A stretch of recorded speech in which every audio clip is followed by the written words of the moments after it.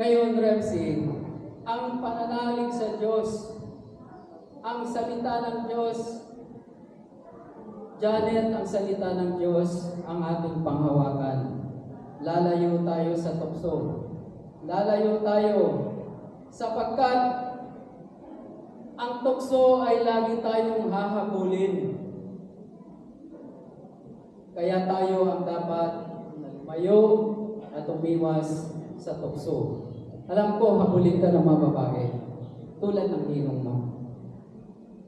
Ngayon, ang payo ko sa iyo, sa inyong dalawa, ang salita ng Diyos ay lagi niyong isa pamuhay upang ang kanyang iingatan kayo palagi sapagkat kayo ay nakatakda sa kanyang banal na araw na ito ng inyong kasal at siya ang nagpanukala nito. Umiwas tayo sa tukso kung paano si Eva at Sandalan ay hindi nakaiwas sa tukso at in-entertain nila ang diablo kaya sila ay nagkasala. Kaya hindi totoo ang awit na, "O tukso, layuan mo ako." Hindi totoo yun.